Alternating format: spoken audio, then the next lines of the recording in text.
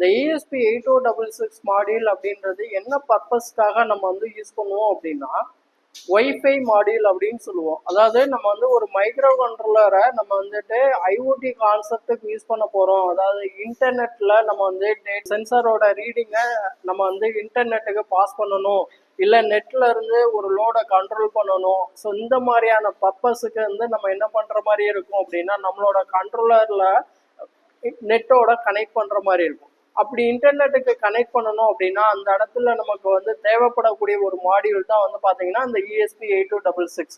So இந்த module பொறுத்த வரைக்கும் இதோட சப்ளை வோல்டேஜ் அப்படின்றது வந்து பார்த்தீங்கன்னா 3.3 வோல்டேஜில் ஆப்ரேட் ஆகும்.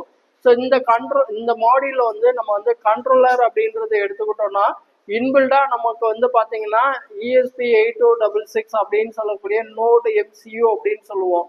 ஸோ அந்த மாடியூலில் இன்பில்டாகவே இருக்கும். அடினோ பேஸ் பண்ணி வரக்கூடிய கண்ட்ரோலர் அது. பொதுவாக வந்து பார்த்தீங்கன்னா அடினோ யூனோ அப்படின்னு சொல்லக்கூடிய கண்ட்ரோலரில் வந்து பார்த்தீங்கன்னா ஒய்ஃபை இன்டர்ஃபேஸ் வந்து இருக்காது. ஸோ அப்போ அந்த மாதிரி டைமில் இந்த மாடியூலில் வந்து நம்ம என்ன பண்ணிக்கலாம் அப்படின்னா ஒய்ஃபை இன்டர்ஃபேஸ்க்காக யூஸ் பண்ணிக்கிறலாம். அதே மாதிரி வந்து பார்த்தீங்கன்னா ராஸ்பெரி பை யூஸ் பண்ணுறோம் அப்படின்னா அந்த இடத்துல வந்து இன்டர்நெட் லேண்ட் கனெக்ஷனை வந்து நம்ம டைரெக்டாக கனெக்ட் பண்ணுற மாதிரி இருக்கும். அப்படி லேண்ட் கனெக்ஷன் வந்து இல்லை ஒய்ஃபை தான் நமக்கு அவைலபிலிட்டி இருக்குது அப்படின்னா அப்போ ராஸ்பெரி பை வந்து நம்ம ஒய்ஃபையோட கனெக்ட் பண்ணுறதுக்கு இந்த மாடியூல் வந்து நம்ம யூஸ் பண்ணலாம். ஸோ இப்போ இந்த மாடியூலில் இந்த மாதிரி வந்து பின்ஸ் வந்து கொடுத்துருப்பாங்க.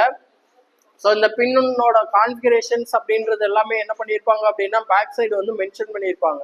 ஸோ உங்களுக்கு ஜூம் பண்ணி காமிக்கிறேன். இங்கே வந்து பார்த்தீங்கன்னா 3.3 வோல்டேஜ் சப்ளை நான் ஆல்ரெடி சொன்ன மாதிரி. அதே மாதிரி வந்து பார்த்தீங்கன்னா ஆர்எக்ஸு, அதுக்கப்புறம் வந்து பார்த்தீங்கன்னா டிஎக்ஸ் இருக்கும். ஆர்எஸ்டி அப்படின்றது ரீசெட் பின்னு, இஎன் அப்படின்னு சொல்லக்கூடிய பின் எனேபிள் பின்னு, அதுக்கப்புறம் வந்து IO2 அப்படின்னு சொல்லிட்டு 2 பின் இருக்கும்.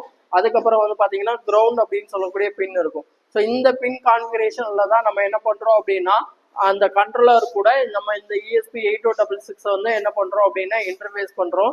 ஸோ இப்போ ஐஓடி கான்செப்டில் கண்ட்ரோலர் கூட நம்ம வந்து ஒய்ஃபையோட இன்டர்ஃபேஸ் பண்ணணும் அப்படின்னா அதுக்கு தேவைப்படக்கூடிய மாடியூல் அப்படின்னு சொல்லக்கூடிய மாடியூல் தான் இந்த ESP8266.